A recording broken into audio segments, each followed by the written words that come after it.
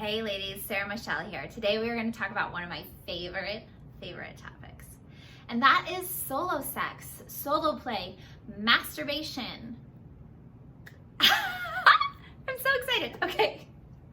I love this topic because I think that it's so taboo, and I don't even know why it's so taboo. I mean, I'm sure we could go through the history of patriarchy and all this different stuff, but you need it. Just do it. I have so much fun with it. By the way, maybe we should just start this video out with join the Peachy Pussy group on Facebook. Join our Peachy, I think it's called the Peachy Pussy for sure, and then it's like living with passion, pleasure, and purpose. I might have those in the wrong order or whatever, but those three things, all super important. So join us in there. We actually have a solo sex challenge in there that is so fun. It's 5 days of diving into your own energy, getting into it with yourself, and just really exploring pleasure and play and enjoying it. So here's why it's so important. Many of us grow up not talking about it with family, probably not even talking about it too much with friends.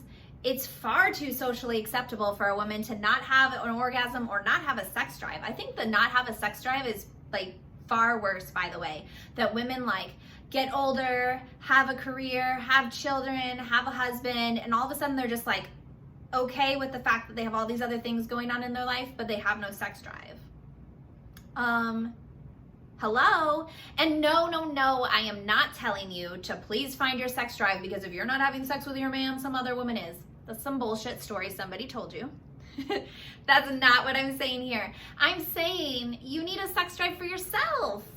That sex drive is coming from your sacral chakra, so that second chakra. It's right around where your uterus is, right? So kind of in between your pelvic area and your belly button.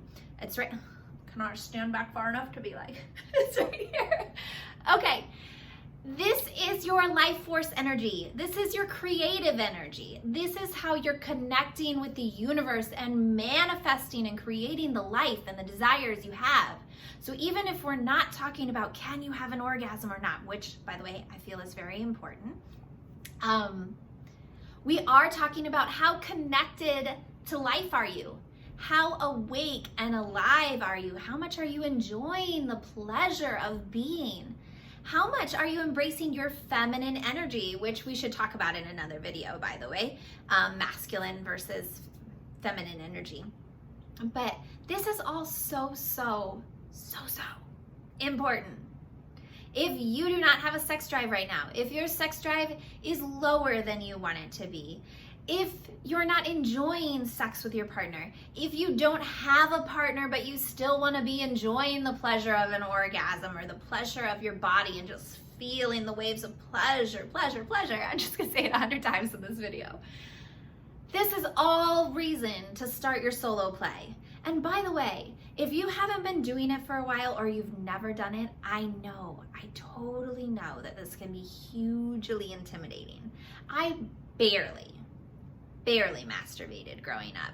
And then I got to this point in my marriage where it was I wanted to do it. I had a stronger sex drive than he did. I'm not the type of person that's gonna cheat, so I wasn't going out and trying to find it anywhere else. And so I had a passion party or something, one of those MLM things where they'll come into the home and teach you how to use their vibrators and toys. I got my first one. It was called the Leaf. It was wonderful for a long time, but it was also small because, everything seemed so freaking intimidating when you get started. So I seriously, if you're just starting out and everything is too much for you, I totally get you, girl. I have been there. I actually would only masturbate when my husband was at work and in my office. I had to be away from anyone and everything, and it was really challenging at first because you have all these voices in your head that start telling you how wrong it is, how hard it is, how it's not worth it, how angry you are at your spouse that you should even be doing this because he should be doing this for you. All of these emotions and energies come up, and just programming, shit that isn't true, but it's in your body and you gotta work through it. You gotta release it. You gotta move past past it, right?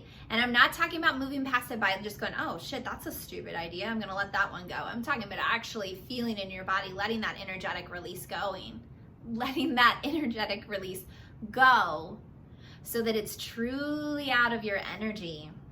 And you'll start seeing yourself move forward and move forward and move forward. It'll become easier and more pleasurable. And even now, if you're someone who's more experienced or was more experienced, like maybe before, common story that I hear from women is like, in college, I was so sexual. I loved having sex. I loved masturbating. I was doing all these things. But now I'm with my husband and, you know, it's not as good as it used to be. We've had kids now. And, you know, it's just not as important because I've got other things to do and I just don't have the time. Well, girl, you got the time. You need to make the time. And I would love for you to make the time to actually spend 20, 30 minutes with yourself once a week at least, to really like get in there and feel the pleasure, connect with your body, connect with that feminine energy, connect with God. But if you're not there yet, or you just really feel like you can't do it yet, just get the damn vibrator out, get yourself from 0 to 60 in 90 seconds, and call it good. The idea is that you're moving back into that energy. You're still taking 90 seconds to get yourself there, right? But you're not doing all the complicated stuff. Sometimes it feels a lot more complicated for women to use your hands. So I will admit that I am impatient, and a lot of times I don't fucking use my hands. I often use tools, right? Because that's just me, that's impatience. And then I take the time, you know, once a week or a couple times a month to really create a process there. Because something we're not gonna talk about in this video, but you will hear about in the Solo Sex Challenge if you join and get that, is that however we play with ourselves and however deep we go with ourselves is the energetic level that we're gonna call in a mate on. Right? That's what they're gonna come in at.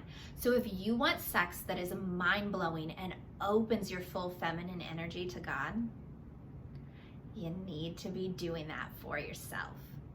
You can't just wait for a guy to show up and do it for you, because there's a really, really freaking good chance he's not gonna show up and do that for you, because he's not gonna be an energetic match for you. So even if he shows up ready to do that, you haven't done the inner work to be ready, to relax, to surrender, to open your body and allow those waves of pleasure to move through. So many of us get stuck in this clitoral orgasm, and even worse, like a half-assed clitoral orgasm. You know, like, you don't want to be that person. You don't want to settle, right? You're ambitious, you're beautiful, you're smart. You want to take the bull by the horns.